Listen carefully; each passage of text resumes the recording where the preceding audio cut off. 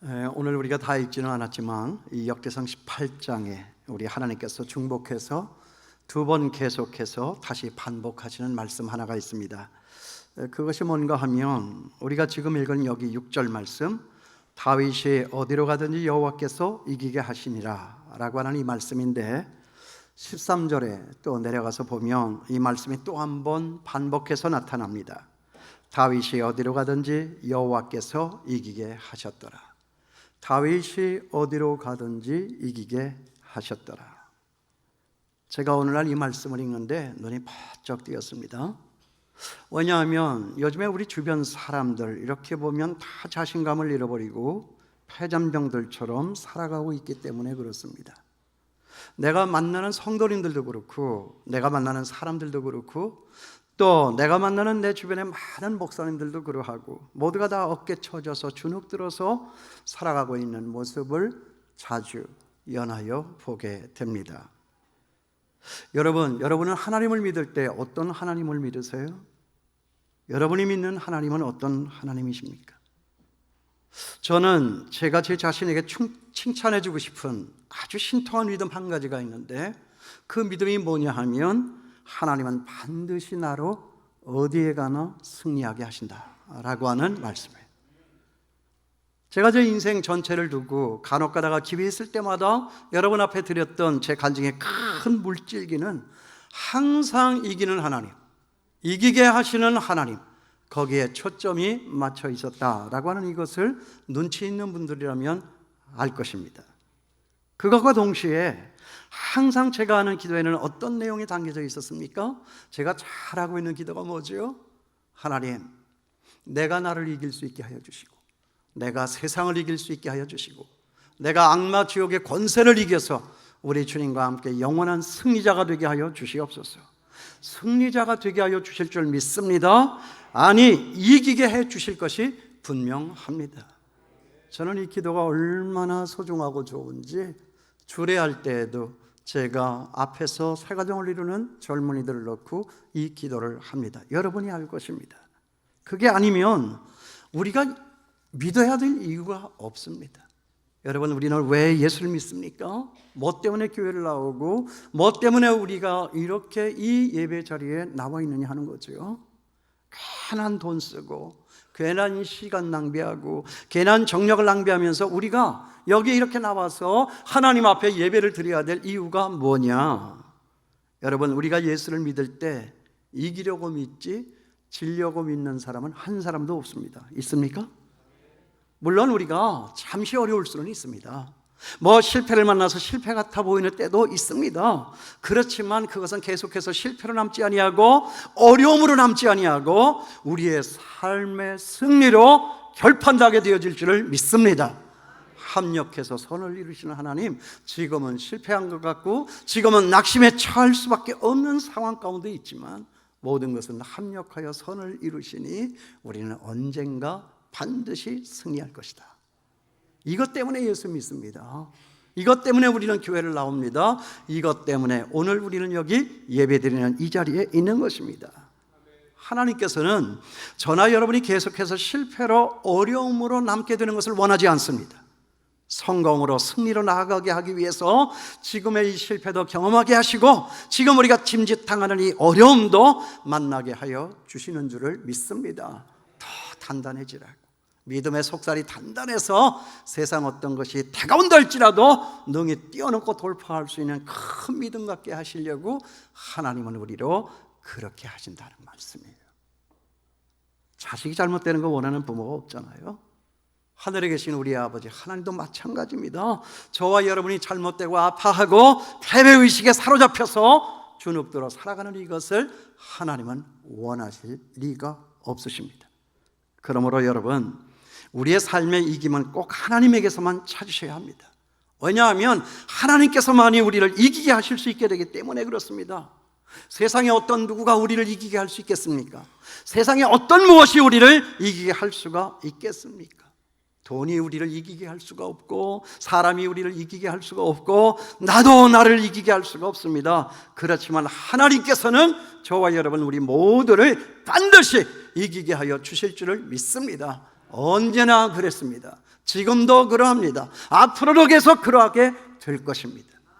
하나님은 우리의 승리가 되신다. 하나님은 언제나 우리로 이기게 하신다. 이것 때문에 예수를 믿습니다. 저는 목회하는 사람이죠. 목회도 보면 가만히 보면 어떤 면에서 이게 전쟁이에요. 싸움입니다.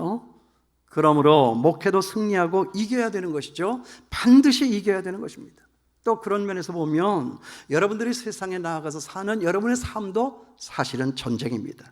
그러므로 우리는 또 이 삶의 전쟁터에서 실패하지 아니하고 패배하지 아니하고 언제나 늘 승리를 해야 됩니다. 그런데 그 승리하는 비법, 그 비결, 그 방식이 어디에 있느냐 하는 거죠. 여러분, 목회는 참 힘들고 어려워요. 고상한 말이나 하고 좋은 표정 짓고 좋은 사람과 더불어서 항상 웃고 하는 것 같으니까 좋아 보일지 모르지만 여러분, 그런 일만 있겠습니까? 내가 하나님이 돼야 되잖아요. 여러분들이 저를 너는 하나님처럼 살아야 한다 압박하고 있지 않습니까? 자기들은 그렇게 살지 못하면서. 이게 얼마나 큰 스트레스예요. 하나님과 내가 겨루어서 내가 하나님의 자리에서 하나님처럼 일을 해야 된다라고 하는 이것이 육신을 입은 이 인간 목사로서 얼마나 힘드냐 하는 거예요. 힘들어요. 뭐 더 이상 힘들다 소리 여러분 앞에 말하지 않겠습니다. 그러나 저는 이 목회하는 길이요, 이 목회에서의 성공이 꼭 우리 하나님과 우리 하나님의 말씀에 있다라고 저는 믿습니다. 여러분, 우리가 무슨 일을 할 때 그 길이 보인다라고 하면 그것은 성공하는 일이지 실패하는 일이 되겠느냐 하는 거죠. 여러분, 세상 나가 사는 생활의 삶의 승리도 사업 성공의 길도 결국 뭐예요? 하나님께 있다고 말해요. 이 말씀 속에 있습니다. 그러므로 여러분은 이 말씀 속에서 여러분의 모든 구체적인 삶의 승리의 길을 찾아나가시는 저와 여러분 될 수 있게 되기를 주님의 이름으로 축원합니다. 저는 그 말씀을 드리려고 오늘 여기에 섰어요. 설교 제목이 뭐죠? 언제나 우리로 이기게 하시는 하나님. 이기려고 믿지 지려고 믿는 사람 없습니다. 물론 하나님의 말씀은 우리가 천국에 가는 길을 가르쳐 주죠. 그건 더 말할 나위가 없습니다. 하늘 가는 밝은 길이 여기에 있습니다. 그렇지만 그것만이 아니라 이 땅에 사는 날 동안 이 세상에 잘 사는 길도, 승리하는 길도, 성공하는 비결도 하나님과 하나님의 말씀 속에 있다 하는 것입니다. 하나님은 저와 여러분을 사랑하십니다. 언제나 늘 승리하길 원하고 언제나 늘 성공할 수 있게 되기를 원합니다. 그러므로 우리의 승리하는 이 길, 성공하는 이 삶의 방식, 하나님께만 찾고 승리를 구가하며 승리를 선포하며 사는 저와 여러분, 우리 장춘교회 모든 성도들이 될 수 있게 되기를 바랍니다. 오늘 우리는 여기 이 말씀에서 다윗이 승리를 하고 이긴 그 길을 발견할 수 있는 거예요. 왜 하나님께서 다윗을 어디로 가든지 이기게 하셨을까 하고 제가 이 말씀을 읽고 또 읽고 10번, 20번 계속해서 읽으면서 봤더니 다윗은 지금 진짜 복받을 길을 가고 있어요. 복받을 짓을 하고 있습니다. 그 복받을 수 있는 짓과 길 두 가지가 여기 있다라고 하는 이 사실을 저는 발견할 수가 있었습니다. 첫째는 거기 8절이죠. 또 하다데셀의 성읍 디브앗과 군에서 심히 많은 놋을 빼앗았더니 솔로몬이 그것으로 놋대야와 기둥과 놋그릇들을 만들었더라. 보세요. 아버지 다윗은 나가서 전쟁에서 승리해서 놋과 은금을 전리품으로 막 가지고 오면 그 아들 솔로몬은 그것을 가지고 그 놋으로 놋대야와 기둥과 놋그릇을 만들었더라. 여러분, 이것은 대단히 중요한 축복의 단서를 제공합니다. 여러분, 이게 무슨 이야기죠? 여러분, 이게 무슨 이야기입니까? 아니, 전쟁에 나가서 전리품을 빼앗고 놋을 뺏고 은금을 빼앗았으면 그것으로 돈으로 환전하여 더 큰 무기를 만들어야지 왜 성전에 쓰일 놋대야와 기둥과 놋그릇을 만드느냐 하는 거죠. 저는 이 사실을 주목을 했어요. 이건 뭘 말하는 거죠? 성전에 나가서 싸울 때도, 전쟁을 끝나고 돌아와 일상으로 돌아와 살아갈 때에도 그 다윗 삶의 중심에는 무엇이 있었다? 여호와 하나님이 있었다는 거예요. 이걸 지금 말하려고 하는 거예요. 첫째도 하나님이요, 둘째도 하나님이요, 셋째도 하나님이요. 다윗이 믿는 이 하나님은 언제나 그에게 있어 최선, 어제도 최선, 오늘도 최선, 내일도 최선이었다라고 하는 이 말씀을 오늘 이렇게 말하고 있는 거예요. 여러분, 그렇다면 저와 여러분, 우리들의 최선은 무엇입니까? 여러분의 최선은 무엇입니까? 아침에 일어나서 제일 먼저 생각나는 게 뭐죠? 그게 여러분의 최선입니다. 뭡니까? 돈입니까? 자식입니까? 아니면 내 건강입니까? 여러분에게 있어서는 정말 이 세상을 살면서 최고라고 말할 수 있는, 최선이라고 말할 수 있는, 전쟁에 나가서 싸우는 그 무기보다도 더 최선의 무기가 무엇이라고 생각합니까?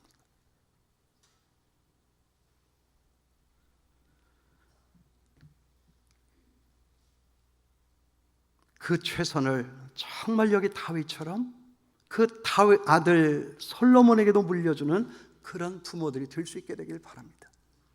아버지 다윗은 나가서 전쟁에서 승리를 하고 전리품들을 가지고 챙겨오면 그 아들은 그것을 가지고 하나님의 성전에 쓰일 기구들을 만들었다는 거죠. 아버지와 아들이 합작을 해서. 이게 승리의 비결이라는 거죠. 여러분 생각해 보세요. 돈이 최선인 사람은요, 그 돈 없어지면 망가집니다. 사람이 최선이라고 생각하여 살았던 사람, 그 사람 없어지면 완전히 붕괴됩니다. 건강이 최선이라고 생각하여 살았던 사람, 그 건강이 무너지면 완전히 망가집니다. 더 이상 살아갈 수가 없습니다.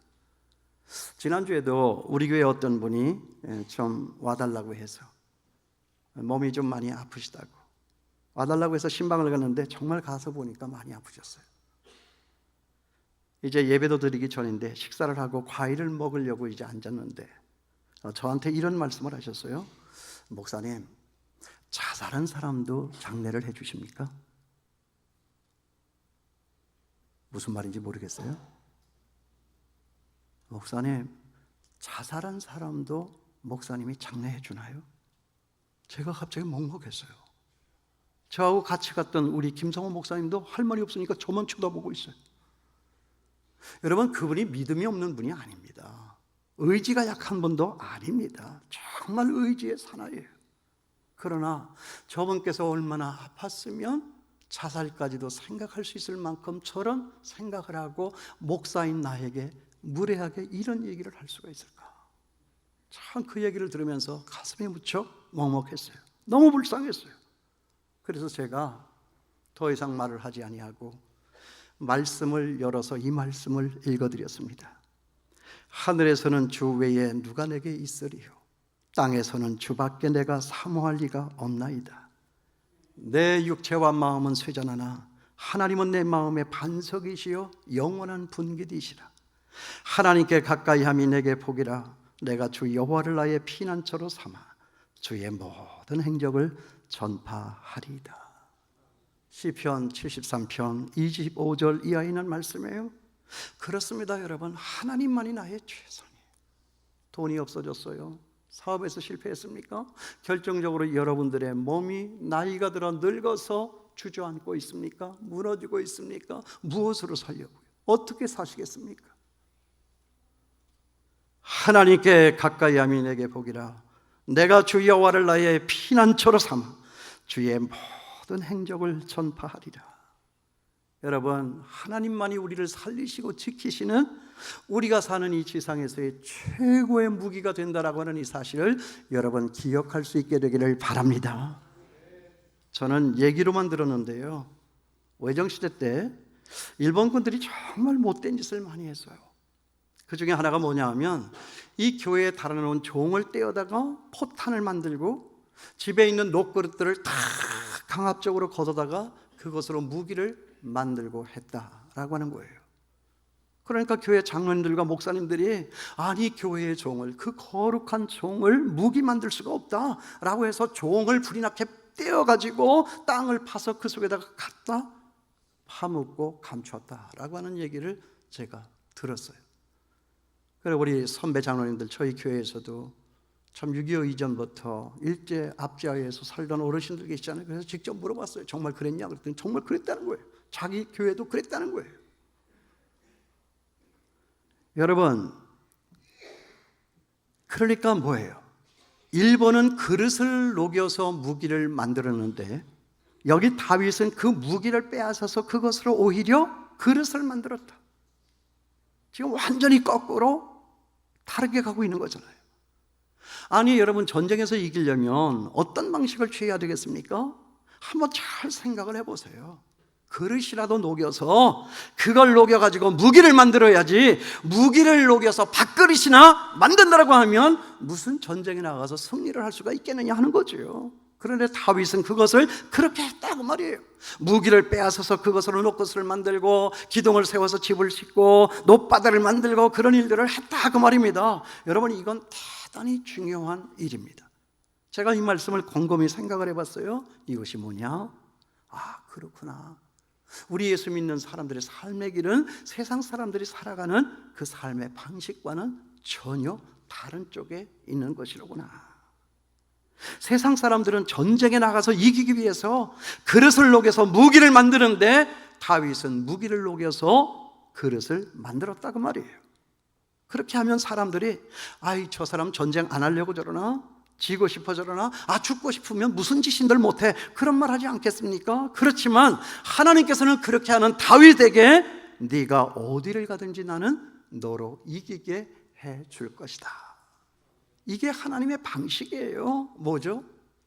다윗은 자기 손에 잡을 수 있는 그 무기를 의지하여 살았던 것이 아니라 하나님만을 의지하여 사는 하나님의 자녀였다.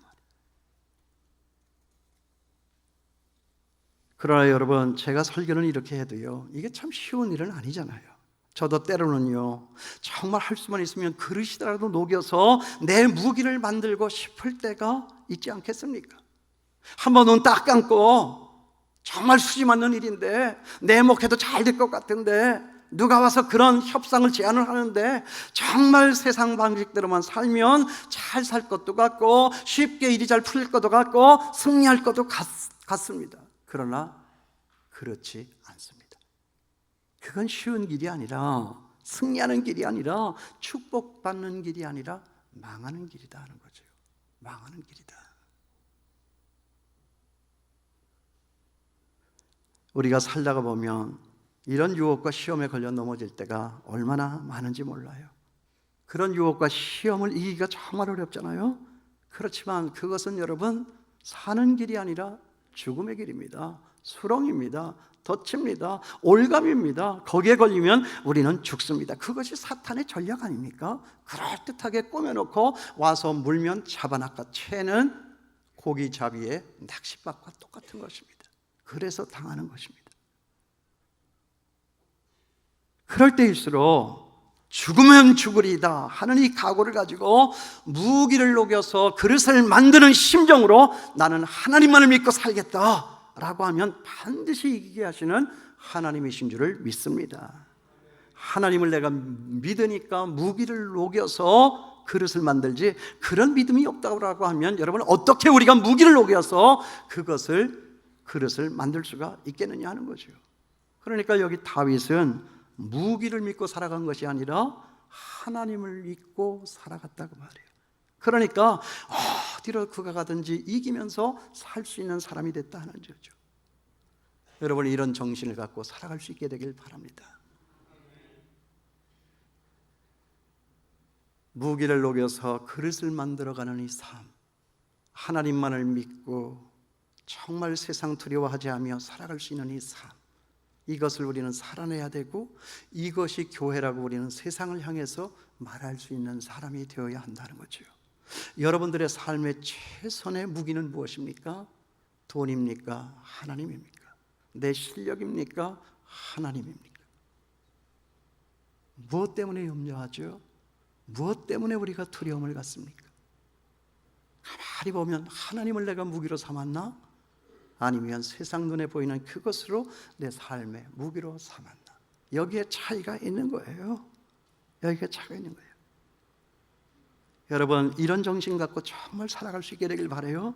우리는 항상 그릇을 녹여가지고 무기를 만드는 그런 정신으로 싸우려고만 했습니다. 그러고 보니까 일본은 망했잖아요. 그러나 여기 다윗은 이겼다 하는 것입니다. 여러분은 돈을 벌기 위해서 하나님을 믿습니까? 아니면 하나님을 믿기 때문에 그 돈을 하나님 앞에 내려놓습니까? 우리가 드리는 헌금 시간이 바로 그것 아닙니까? 제가 헌금을 드리고 나서 이 헌금 기도를 할 때 가끔 그렇게 기도하는 것을 여러분들이 들으셨을 거예요. 하나님, 나는 이 돈으로 살지 않습니다. 하나님으로 삽니다. 그러므로 나는 하나님의 보좌 앞에 내가 무기로 삼을 수 있었던 이 돈을 하나님 앞에 내려놓습니다. 이것이 헌금 시간입니다. 이게 헌금이에요. 여러분은 하나님으로 사십니까? 돈으로 사십니까? 그 다음에 두 번째로 다윗이 어떻게 승리를 했는가? 우리 거기 11절 보겠습니다. 다윗 왕이 그것도 여호와께 드리되 에돔과 모압과 암몬 자손과 블레셋 사람들과 아말렉 등 모든 이방 민족에게서 빼앗아 온 은금과 함께하여 드리니라. 여러분 잘 보세요. 하나님께 드리지 않습니까? 또 거기 7절과 8절 우리가 읽었는데 또다시 한번 보시죠. 다윗이 하다레셀의 신하들이 가진 금방패를 빼앗아 예루살렘으로 가져오고 또 하다레셀의 성읍 디브앗과 군에서 심히 많은 놋을 빼앗았더니 솔로몬이 그것으로 놋대야와 기둥과 놋그릇을 만들었더라. 여러분 이게 뭐지요? 하나님을 위해서 성전을 짓고 그것만이 아니라 백성들을 위해서 이 성전을 짓고 그 속에 여러 가지 기물들을 만들었다라고 하는 이것을 적고 있어요. 즉 다시 말해서 하나님만이 아니라 백성들을 위해서, 나만이 아니라 내가 아닌 다른 사람들을 위해서 다윗은 살았다 하는 거죠. 그러니까 어떻게 했다? 하나님께서 그에게 더 많은 축복을 더하여 주셨다는 거예요. 첫째는 하나님이요, 둘째는 내 이웃이었다는 거예요. 내가 번 것 갖고 나만 산 것이 아니라 하나님이 주신 그 승리의 전리품들을 가지고 하나님만이 아니라 내 이웃을 위해서도 살았다. 그랬더니 하나님께서 기뻐하시고 나의 그 승리 위에 승리를 더하여 주셨다. 여러분 이것이 이기는 방식이에요. 여러분 아이들이 집에서 공부하기를 싫어하고 빈둥거리면 부모가 어떤 말을 하죠? 대한민국의 거의 모든 부모님들은 이런 말을 할 거예요. 야 임마, 네가 나를 위해서 공부하라고 하냐? 야 임마, 공부해서 남 주냐? 우리 그런 말 하죠. 그 말 진짜 듣기 싫었어요. 그죠? 근데 우리가 똑같이 30년 지나서 우리 애들 앞에서 그런 얘기 하잖아요. 공부 안 하고 삔질삔질거리고 있는 놈을 보면 야 임마, 공부해서 남 주냐? 이런 말 하잖아요. 그런데 여러분 이거 정말 잘못된 거예요. 아니 공부를 해서 다른 사람을 줘야지 자기만 갖고 남을 안 주면 어떻게 되느냐 하는 거죠. 그러니까 대한민국의 사회가 온통 다 자기만 알고 우리 아이들이 정말 좁쌀 영감처럼 짜그러져서 자기밖에 모르면서 살아간다 하는 거죠. 자기밖에 없어요. 여러분 공부해서 남 주냐? 맞습니까? 아닙니다. 틀린 말입니다. 공부해서 남을 줘야죠. 하나님은 그런 사람을 원하시고 하나님은 그런 사람을 찾고 있다 하는 거죠. 하나님은 그런 사람을 이기게 하신다 하는 것입니다. 그런 정신으로 살면 하나님께서 여러분에게 축복 위에 축복을 더하여 주실 줄을 믿습니다. 오래전의 일이지만 저희 딸 대학 갈 때 얘기를 잠깐 하겠어요. 대학을 간다고 이제 수시 입학에 원서를 냈어요. 그래가지고 이제 면접 시험을 이제 갔다 왔는데 그 저녁에 이제 식탁에서 우리 딸 만났는데 뭐 입이 막 귀에 가서 걸렸어요. 얼마나 좋아하는지. 됐구나. 난 그렇게 생각했어요. 제가 저렇게 기분이 좋으니까 뭔가 좋은 일이 있었구나. 무슨 일이 있었냐 하고 제가 물어봤어요. 그랬더니 자기 이제 수시 입학에 면접관 교수님들 앞에 가서 이제 면접을 했던 그 얘기를 하는 거예요. 근데 탁 교수님 한 분이 너 목사 딸이네 그러더래요. 그래서 네, 목사 딸입니다. 그럼 너 성경 많이 알겠다. 알긴 개뿔. 많이 몰라요 걔. 집에서 제가 성경 읽으라고 잔소리한 적이 한 번도 없기 때문에 내가 성경 보면 저도 성경 보겠지. 난 그런 주의니까. 그런데 이게 목사 딸이니까 명색이 뭐 조금은 압니다. 뭐 이렇게 얘기를 했겠죠. 그렇게 얘기를 했대요. 그러니까 너 그러면 네가 알고 있는 성경 구절 암송하고 있는 거 하나 암송해 볼 수 있어? 그러니까 우리 딸이 0.1초도 지나지 않아서 진리를 알지니 진리가 너희를 자유케 하리라. 뭐 대단하지 않습니까? 대학 교수가 제일 깜빡 죽는 게 뭐예요? 진리, 자유, 정의 뭐 이런 거 아니에요? 학교 간판마다 다 그거 붙어 있잖아요. 예, 진리를 알지니 진리가 너희를 자유케 하리라. 그러니까 웃으시면서 교수님이 그 다음 질문을 하더래요.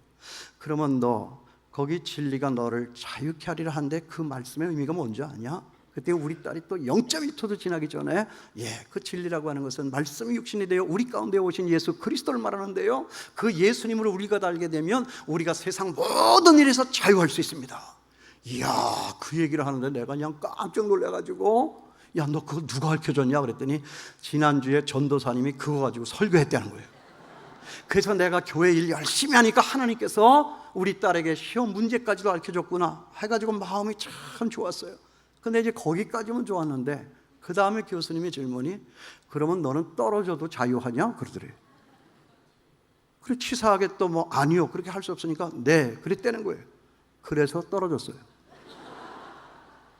남의 딸 떨어졌다 그러니까 너무 기분이 좋죠, 그죠? 예. 그 학교가 언더우드가 세운 학교예요. 그러면 진리를 알지니 진리가 너희를 자유케 하리라. 이 뜻을 정확히 알고 말할 수 있었다면 그 아이는 무조건 합격시켜줘야 되는 거 아니에요? 그래서 저는 그 학교 별로 안 좋아해요. 안 좋아해요. 그런데 그렇게 말하고 합격한 줄을 알고 집에 왔던 우리 딸아이는 지가 고백했던 것처럼 진리를 알지니 진리가 너희를 자유케 하리라 자유하지 못했어요. 그날부터 밥을 안 먹어요. 그렇게 밥을 좋아하는 아이가 밥을 안 먹어요. 그리고 방에 문이 닫혀요. 그리고 나오지를 않아요. 하루가 지나고 이틀이 지나도 그 방문은 여전히 닫혀 있어요. 그러니까 제가 막 억장이 무너지더라고요. 그깟 놈의 대학이 뭐라고 밥까지 안 먹어. 곡기를 끊으시면 돌아가시는데 이거 어떡하면 좋으나. 딸이 중요하냐 대학이 중요하냐. 저는 막 심각한 그 절차에 이제 내몰리게 된 거예요. 그래서 그걸 막 달게 가지고 지네 엄마도 달게 가지고 이제는 뭐 재수는 안 되니까 이 강북에 있는 저 미아리에 어떤 여대를 이제 들어가게 됐어요. 근데 요새 애들 여대 별로 안 좋아해요. 여자애들이 왜 여대 가는 걸 싫어할까요? 연애하려고 그러나요? 남자애들 있는 데로 가야 되나요? 뭐 그랬어요. 그래가지고 이제 1월달 지나고 2월달 지나고 이제 3월달 개학날이 됐어요. 근데도 역시 그분께서는 기분이 안 좋으신 거예요. 우리 딸 얘기예요. 그 아이가 그런 아이가 아니거든요. 언제나 밝고 명랑하고 아버지 앞에서도 팬티 바람에 그냥 왔다 갔다 하는 애인데 얘 방문이 닫히고 나오지를 않는 거예요. 그러니까 얼마나 속상해요. 그래서 그날은 학교 가는 날이라고 하는 것을 제가 알았기 때문에 입학하고 첫날이죠. 그래서 제가 새벽 기도를 왔다가 집에 들어가서 그 아이를 태워다 줘야 되겠다. 그쪽이 뭐 교통도 많이 막히고 복잡하다 그러니까 그런 얘기는 들었겠죠. 그래서 이제 일찍 출발을 해가지고 이제 학교까지 이렇게 갔는데 너무 일찍 간 거예요. 보니까 8시도 안 된 거예요. 9시에 수업이 시작인데. 그래가지고 이제 차를 이 교회 저 학교 담벼락 밑에다 이렇게 세워놓고 이제 같이 이제 학교 교정을 올라갔어요. 올라가서 보니까 운동장이 나오는데 거기에 이제 잔디밭은 깔려 있고 거기를 이제 가로질러 가면 이제 자기가 들어가서 공부할 교실이 이제 있는 거예요. 막 이렇게 둘이서 이렇게 가는데 제 마음에 불이 일어나더라고요. 하나님의 음성이 들리는 것 같았어요. 너 제 머리 위에 손 얹고 기도해라. 그래서 제가 가다가 이렇게 섰어요. 세웠어요. 그리고 딸에게 이렇게 물었어요. 딸아, 하나님이 너 사랑하는 거 알지? 그랬더니 안 돼요. 그럼 너도 하나님을 사랑하니? 사랑한대요. 근데 너 지금 표정이 하나님이 너를 사랑하는 것 같지도 않고 네가 하나님을 사랑하는 것 같지도 않은 것 같은데 왜? 학교가 이 학교를 해서 그러는 거냐? 은주야, 나는 네가 이 학교를 위해서 이 학교에 왔다고 나는 생각을 해. 하나님께서는 너로 등 떠밀어 이 학교를 위해 하려니까 너를 이곳에 보냈다고 나는 믿어. 나는 네가 이 학교를 통하여 복을 받길 원하지만 그보다 더하게 너를 통해서 이 학교가 복을 받았으면 좋겠어. 그 말을 하고 아이 앞에서 제가 암송하고 있는 성경 구절을 암송을 해줬어요. 너는 너의 본토 친척 아비 집을 떠나 내가 네게 지시할 땅으로 가라. 내가 너로 큰 민족을 이루고 네게 복을 주어 내 이름을 창대케 하리니 너는 복의 근원이 될지라. 너를 축복하는 자에게는 복을 내리고 너를 저주하는 자에게는 내가 저주하리니 땅의 모든 민족이 너로 말미암아 복을 얻을지니라. 하나님께서 너를 이 학교에 보낸 것은 세계 모든 만민이 너로 인하여 복받게 하기 위해서 하나님은 너를 이 학교에 보냈다고 나는 믿는다. 거기 좀 엎드릴래? 그 무릎을 꿇고 잔디밭 위에 그 아이의 머리에 손을 얹고 간절히 기도를 했어요. 그때 이렇게 세우는데 드디어 보름달이 떴더라고요. 그 아이의 별명은 보름달이었어요. 무슨 얘기인지 아시겠죠? 그러더니 이제 자기는 교정으로 들어갔고 나는 이제 나와서 집으로 돌아왔어요. 근데 그때부터 얘가 학교를 얼마나 좋아하는지. 집에를 안 오시네, 집에를. 이 말만한 딸년이 이게 집에 안 오니까 이게 얼마나 또 걱정이 되는 거예요. 나중에 알고 봤더니 영어 잘하는 애들만 뽑아가지고 그 아이들을 정예 훈련을 시켜서 학교의 미래를 위해서 뭔가 프로그램이 있어서 그 훈련에 참가하느라고. 그래서 거기서 공부를 하고 학교에서 1년 동안 교환학생으로 모든 비용을 대줘서 미국의 UCLA에 다녀오고, 그리고 나중에는 그 학교를 전국 사방으로 다니면서 여러분들은 왜 우리 대학을 와야 하느냐, 고3반에 가서 이걸 막 이제 선전하는 홍보 도우미가 돼가지고, 그때 우리 딸아이 얼굴이요 지하철 2호선 3호선에 거기 광고판에 크게 이렇게 붙어가지고 있던 거, 여러분 그거 보셨어요? 아무튼 그런 것들을 안 보고 다니세요, 그래? 그래서 세월 지금 많이 지났지만 10년 더 된 것 같은데, 지금은 이제 남편은 중학교 수학 선생으로, 자기는 또 초등학교 선생으로 이제 후학들을 가르치는 이제 선생님이 되었고, 주말에는 또 교회 미래 세대를 위해서 일하는 전도사로 사역자로 일을 하고, 그리고 또 선생님들이니까 또 이제 시간이 많이 남기 때문에 방학을 하지 않습니까? 방학이 길지 않습니까? 그 방학을 이용해서 자기네들이 옛날에 꿈으로 품었던 선교의 일을, 아프리카는 아니지만 그래도 그 미국 땅에 있는 인디언들 원주민 마을에 침투를 해가지고 침투 선교를 하는 그런 선교의 일을 하고 있는 거예요. 내가 너로 큰 민족을 이루어 내게 복을 주어 내 이름을 창대케 하리니 너는 복의 근원이 될지라. 여러분, 공부는 왜 합니까? 남을 위해서 하는 거죠. 하나님의 영광을 위해서 하는 거죠. 여러분, 입시가 전쟁 아니에요? 취업이 전쟁 아닙니까? 사업이 전쟁 아닙니까? 그러니까 우리가 살고 있는 이 모든 것이 다 전쟁이에요. 그러니까 우리는 그 모든 영역 속에서 이겨야 된다 하는 거죠.